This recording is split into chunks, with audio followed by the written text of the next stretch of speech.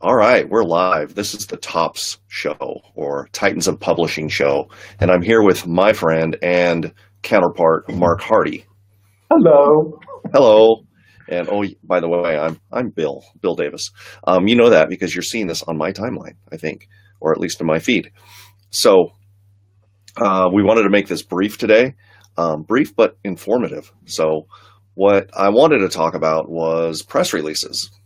Because both Marc and I are, experienced in that. Marc, about 1,000 times more than me, but he's the real pro here. And I wanted to ask him if he could just explain his PR pet peeves, and just we'll just riff on this and then just see where it takes us. Okay. Well, thank you, Bill, and happy Friday, everybody. I hope you're going to have. You're setting yourself up for a good weekend. So, so we could have said, hey, press release best practices, press release do's and don'ts. I've been doing, I guess, when did the clock start? I mean, I had an agency, we had a PR department, we did press releases, starting in the mid-1990s. In the early 2000s, 2004, I started doing online press releases, found them to be a really unique traffic generator. Was getting better results for press releases than I was pay-per-click or some other marketing methods. And then I developed, as Bill knows, who, in addition to being a colleague, is also a customer. Thank you, Bill. And I've created training programs, templates, and things like that. So all that being said, the reason I gave you that background is, I have pet peeves. I got a chip on my shoulder. No, I have, but I do, and part of it is how people market press releases. So I just made some quick notes. And again, Bill, this is a dialogue, not a monologue. So, one pet peeve I have is people's expectations with press releases. Yeah. People think I'm going to do one press release and that's it. Nobody's gonna, it's like people will just beat a path to my door or my business. Yeah, and it's kind of like brushing your teeth, right? Do people really think that if I brush my teeth today, I won't have to do it ever again? No, they don't. I was going to. Well, first of all, I like that analogy and that metaphor. I was going to basically say, do you run a Facebook ad campaign or a pay-per-click campaign for one day? No, you have something that's ongoing.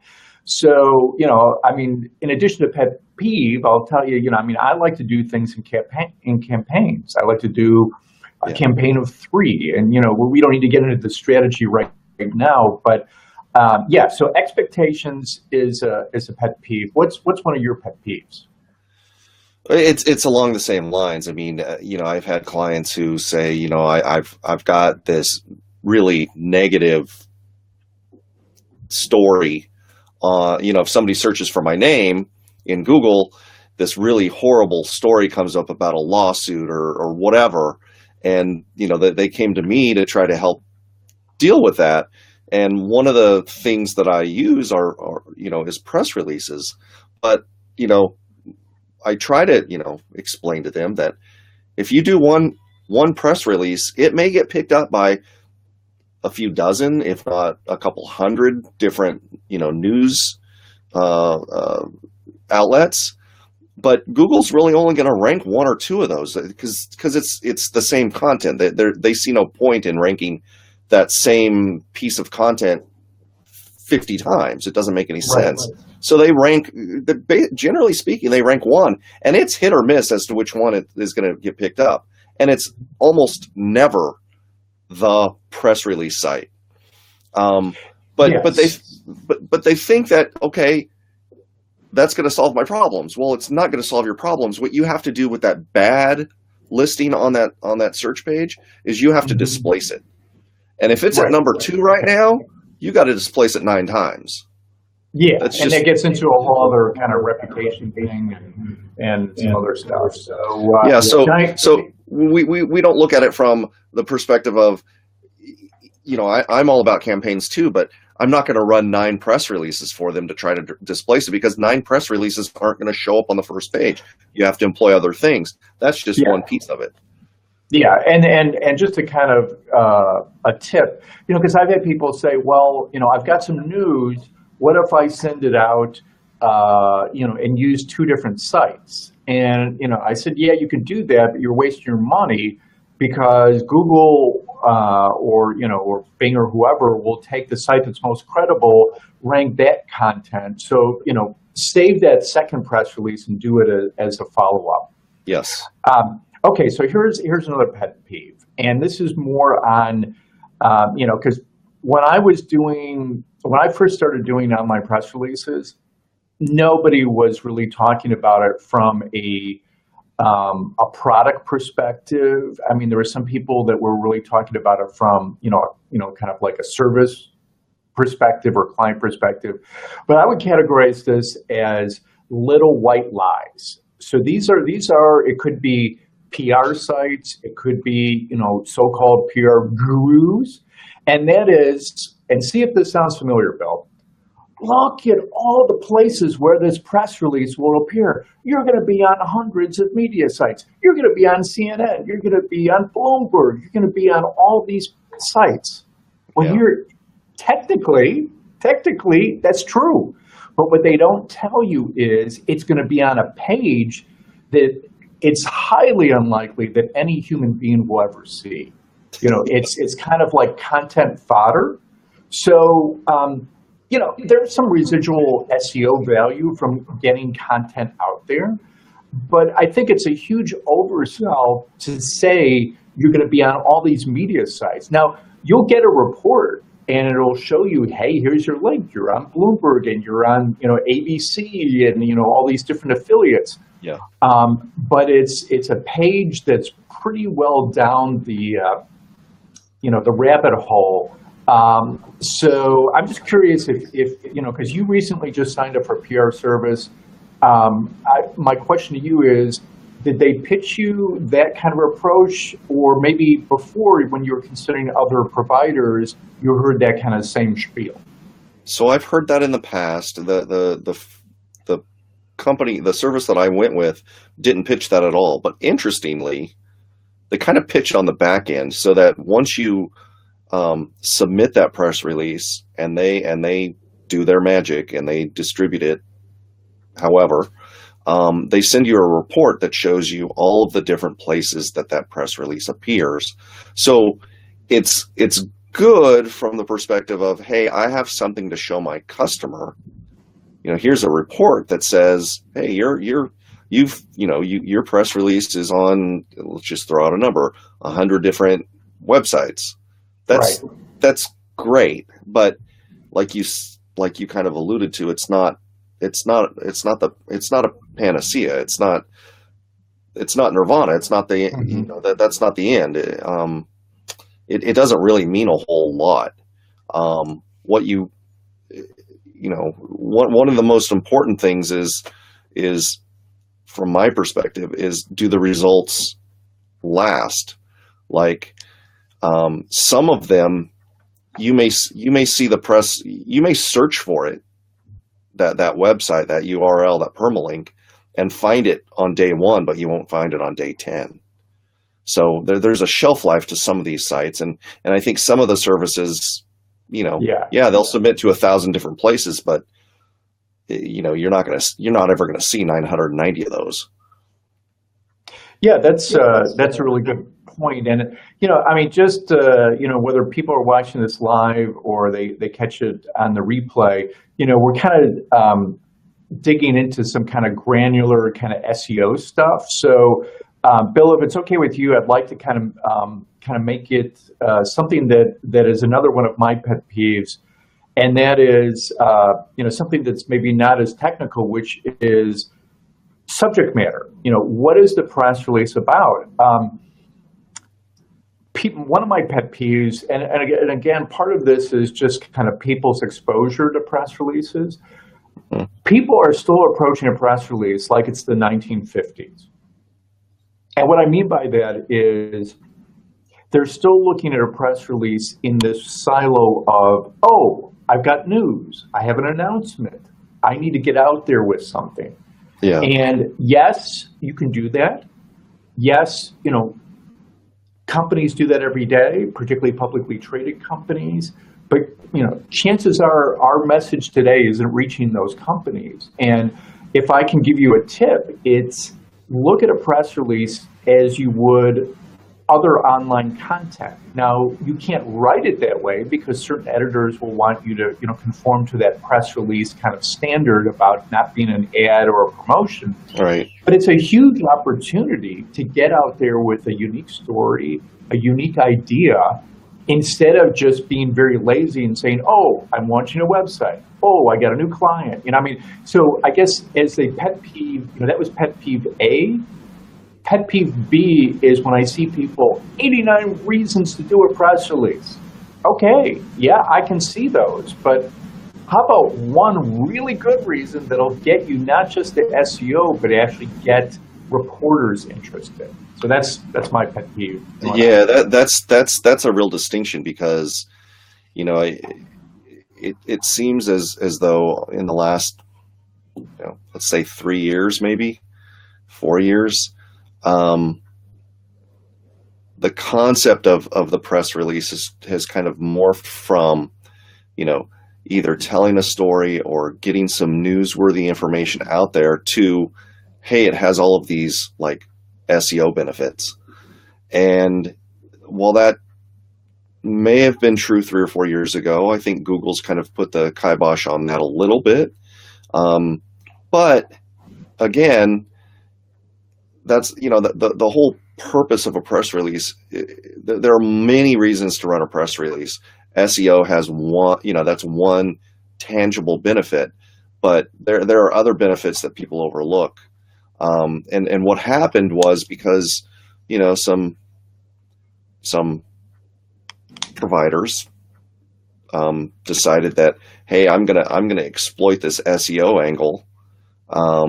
What happened was there was, it's when the pendulum swings one way or the other, the forces that be tend to overreact. And I think Google said, you know what, we're gonna like really clamp down on this kind of stuff. And it's probably less effective to do press releases now for SEO than it was 5-10 years ago. Well, yeah, definitely. I was back in the Wild West days of doing optimized press releases, and you could do keyword stuffing, you could do hyperlink stuffing, you could do all sorts of crazy stuff, which, now, is like taboo. In fact, they don't even like you to put in the same link. Like I used to say, a good rule of thumb is put in your link 3 times in the press release, beginning, middle, end. Now they like stuff that's more relevant. So maybe one link is to like whatever, an opt-in page or whatever you want. Another is to maybe an article or a blog that supports your point of view. So it's become much more natural and less kind of marketing driven. Yeah, no, that's very true. What else bugs you about press releases? I wrote down a couple things, and as you were talking, I thought of some other ones. It's just, it sounds like I'm like the Lewis Black of press release marketing. It's just, except I'm not quite as animated. I'm not, appearing like I'm going to have a heart attack at any moment. Yeah. Let's get back to kind of, we were talking about content. Another thing that is a pet peeve of mine is purpose. Because what do you want the press release to accomplish? Because right. I immediately kind of try to figure out one of 2 paths. If somebody's like, they want, what we talked about before, the SEO benefits, the traffic benefits, then that's going to dictate a certain type of path in terms of who we use to submit the press release. However, if they say, I really need to get out there and this is big and I'd love to get some media coverage, that's going to take me down a different path because I'm going to say, okay, well, you're going to need to invest more money. You're going to need to use a higher quality provider, and you're going to need to think about this a little bit differently.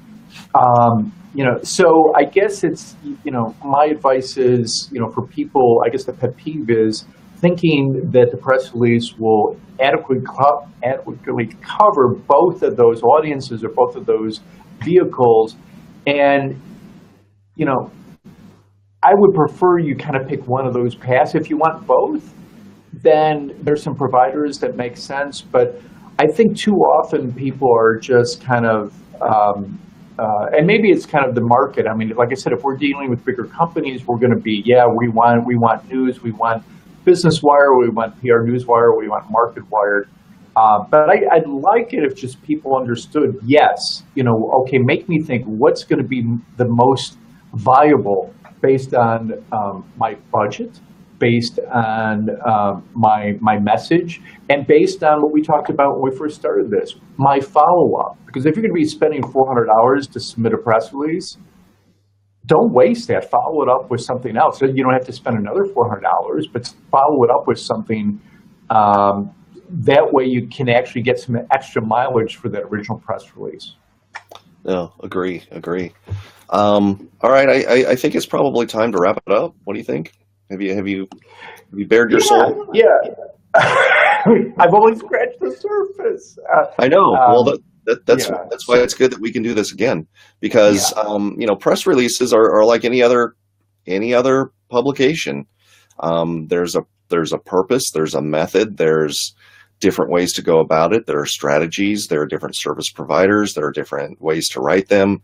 There's all sorts of things that go into a good, high quality press release. And things that we've touched on, things that we haven't touched on, we could dive into a lot deeper. You mentioned one, which was journalists. That's one of the biggest reasons to write a press release, is to get the eyes of journalists onto your business. And that's one way to do it, is through a press release, because these are, the good ones are focused on getting the attention of journalists. So we could talk about that for an hour. Yes, and I'll tease people that have stuck around to the end of this. One of the things that is always an eye opener, and I know this because I would do a lot of presentations, a lot of speaking engagements. A lot of times people think of who sees a press release as one of two audiences. The ultimate customer or prospect, and then the media. And I've actually identified 7 different target audiences, or audiences, maybe not ones you would target, that actually will see a press release. And so there's an opportunity to get your message out beyond just what you would normally intend. And that by itself, is another good topic. And just to wrap up, I mean, this fits under the TOPS umbrella, which is it's online publishing. We're talking about publishing press releases. So in case people are wondering, I don't get the connection, hey, guess what? That's the connection. Yeah. All right. Well, thanks, Mark. And thank you, Bill. Thanks for everybody who watched and who watches later. I think you can learn a few things, and as always, you can always reach out to me or Mark, and both of us are pretty responsive in when people make a request of us. So have a great weekend, and we'll talk to you next time. Yeah, take care, everybody. All right, bye.